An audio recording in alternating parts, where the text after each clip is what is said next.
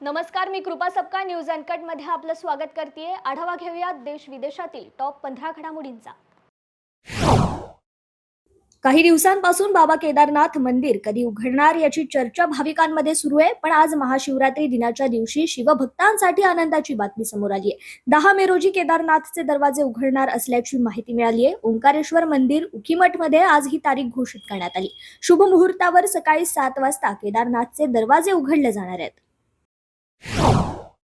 प्रख्यात उद्योजिका, समाजसेविका आणि लेखिका सुधा मूर्ती यांची राष्ट्रपती नियुक्त खासदार म्हणून राज्यसभेवर नियुक्ती करण्यात आली आहे। देशाचे पंतप्रधान नरेंद्र मोदी यांनी या संदर्भात ट्विट करून सुधा मूर्ती यांचं कौतुक व अभिनंदन केलंय। प्रख्यात उद्योजक नारायण मूर्ती यांच्या पत्नी असलेल्या सुधा मूर्ती यांनी त्यांच्या सामाजिक कार्य आणि लेखनाच्या माध्यमातून आपली वेगळी ओळख निर्माण केली आहे आणि आता त्यांची खासदार म्हणून राज्यसभेवर नियुक्ती करण्यात आली आहे। अफगाणिस्तानात तालिबानची सत्ता आहे। याच दरम्यान भारत आणि तालिबान यांच्यात प्रथमच उच्चस्तरीय बैठक पार पडली। काबूलमध्ये सत्ता बदल झाल्यानंतर प्रथमच भारत आणि तालिबान यांच्यात उच्चस्तरीय बैठक झाली। परराष्ट्र मंत्रालयातील संयुक्त सचिव JP सिंग यांच्या नेतृत्वाखालील भारतीय शिष्टमंडळाने काल काबूलमध्ये तालिबानचे परराष्ट्र मंत्री अमीर खान मुत्ताकी यांची भेट घेतली। त्यासोबतच अफगाणिस्तानचे माजी राष्ट्रपती हमीद करझाई यांचीही भेट घेतली। या दरम्यान तालिबान राजवटीला भारताने दिलेल्या मानवतावादी मदतीसह अनेक मुद्द्यांवर चर्चा झाली। शेजारी देशांकडून असलेला धोका, भविष्यातील युद्ध स्थिती लक्षात घेऊन भारताने रणनीतिक दृष्टीने एक अत्यंत महत्त्वपूर्ण निर्णय घेतलाय। भारत लवकरच स्वबळावर 5व्या पिढीचे फायटर विमान विकसित करणार आहे। आकाशात झेप घेतल्यानंतर सुपरसॉनिक क्रूज स्पीडने हे विमान शत्रूवर तुटून पडेल। या एकूण प्रोजेक्टचा सुरुवातीचा खर्च 15,000 कोटींपेक्षा जास्त असणार आहे। बऱ्याच काळापासून प्रलंबित असलेल्या या प्रकल्पाला मंत्रिमंडळाच्या सुरक्षा समितीने मंजुरी दिली आहे। जगातील सर्वात शक्तिशाली रॉकेटची तिसरी चाचणी पुढील आठवड्यात होऊ शकते। एलन मस्क यांच्या कंपनी स्पेस एक्सने हे रॉकेट बनवलंय। स्पेस एक्सने सांगितलंय की ते 14 मार्च रोजी रॉकेट लॉन्च करण्याची तयारी करतात, मात्र त्याला अद्याप नियामक मान्यता मिळाली नाहीये।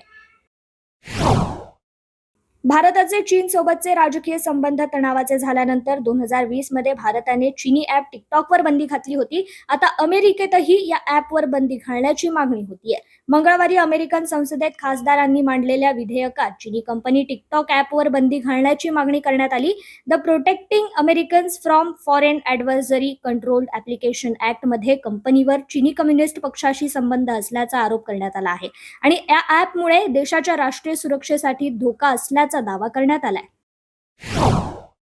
अमेरिकेचे विद्यमान राष्ट्राध्यक्ष जो बायडन आणि माजी राष्ट्राध्यक्ष डोनाल्ड ट्रम्प यांनी सुपर ट्यूजडेच्या प्राथमिक निवडणुकांमध्ये जवळपास सर्व जागांवर बाजी मारल्याने या दोन नेत्यांतच राष्ट्राध्यक्ष पदाची नोव्हेंबरमध्ये अंतिम लढत होईल हे निश्चित झालंय। रिपब्लिकन उमेदवार म्हणून ट्रम्प यांना टक्कर देणाऱ्या निक्की हेली यांनी बुधवारच्या प्राथमिक फेरीत देशभरात पराभव पत्करावा लागल्यानंतर त्यांनी अध्यक्षीय मोहीम स्थगित केली आहे। त्यामुळे ट्रम्प 2024च्या रिपब्लिकन नामांकनासाठी शेवटचे प्रमुख उमेदवार ठरलेत। संयुक्त अरब अमिरातच्या सरकारने खासगी कंपन्यांमधील कर्मचाऱ्यांची वर्क परमिट प्रक्रिया आता सुलभ केली आहे। त्यासाठी वर्क बंडल नावाची मोहीम हाती घेतली आहे, ज्याचा पहिला टप्पा दुबईत सुरू झालाय। हळूहळू इतर भागात हे लागू केले जाईल। आता कंपन्यांना केवळ 5 दिवसात वर्क परमिट मिळेल। याआधी या प्रक्रियेसाठी 30 दिवसांचा अवधी लागत होता। सरकारने या प्रक्रियेत आवश्यक 16 कागदपत्रांमध्ये घट केली असून आता फक्त 5 महत्त्वाची कागदपत्रे अर्जासह द्यावी लागणार आहेत।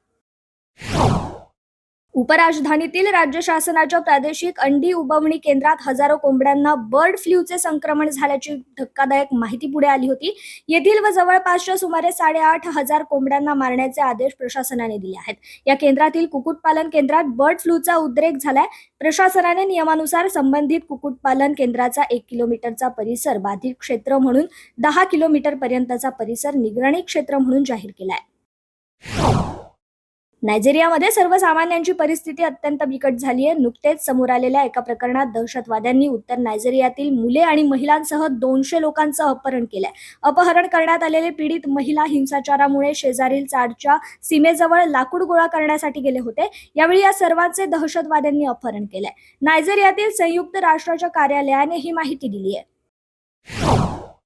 आसामच्या दिब्रुगड मध्यवर्ती कारागृहाचे अधीक्षक निपेन दास यांना आज अटक करण्यात आली आहे. दास यांच्यावर वारिस पंजाब दे या खलिस्तानी संघटनेशी संबंधित अमृतपाल सिंग आणि त्याच्या साथीदारांना मदत केल्याचा आरोप आहे.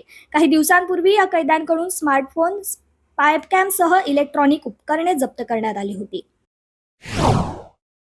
दिल्लीमध्ये एक धक्कादायक घटना घडली आहे. मुलग्याच्या लग्नाच्या आदल्या रात्रीच जन्मदात्या पित्याने त्याची हत्या केल्याची धक्कादायक बाब समोर आली आहे. ही घटना दिल्लीतील देवली परिसरात घडली आहे. या कृत्यानंतर आरोपी वडील फरार झाले होते. त्यांना पोलिसांनी गुरुवारी रात्री जयपूर येथून ताब्यात घेतलंय. हत्या झालेल्या तरुणाचं नाव गौरव सिंघल असं असल्याचं समोर आलंय. तो दिल्लीमध्ये जिम चालवत होता. गौरव याची चाकूचे 15 वार करून हत्या करण्यात आल्याचं समोर आलंय.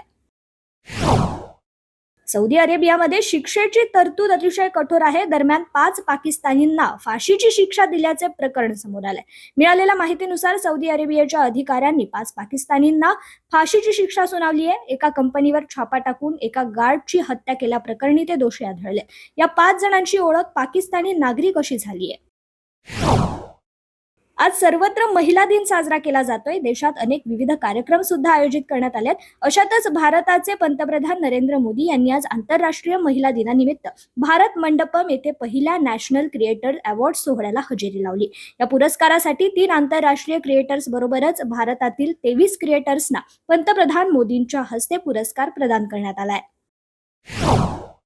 अफगाणिस्तान आणि आयर्लंड यांच्यात सध्या 3 एकदिवसीय सामन्यांची मालिका सुरू आहे. या मालिकेदरम्यान अफगाणिस्तानच्या एका स्टार खेळाडूनं अचानक आंतरराष्ट्रीय क्रिकेटला रामराम केलाय. अफगाणिस्तानचा दिग्गज फलंदाज नूर अली जद्राननं गुरुवारी 7 मार्च रोजी आंतरराष्ट्रीय क्रिकेटमधून निवृत्ती जाहीर केली आहे. आयर्लंड विरुद्धच्या वनडे सामन्यापूर्वी अफगाण खेळाडूंनी नूरला गार्ड ऑफ ऑनर देऊन त्याचा सन्मान केलाय.